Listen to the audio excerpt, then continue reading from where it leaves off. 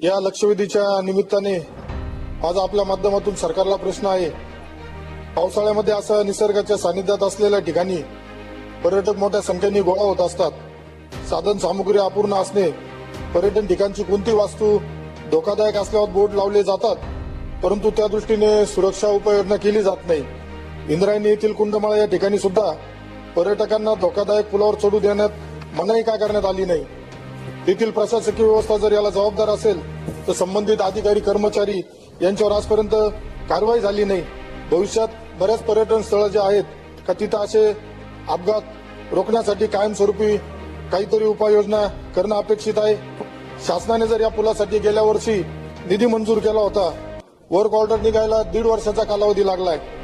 अशीच विकास कामे जर लाल फितीत अडकत राहिली तर विकास कामे कशी होणार? याला जे अधिकारी आहेत त्यांच्यावर काही कारवाई करणार का?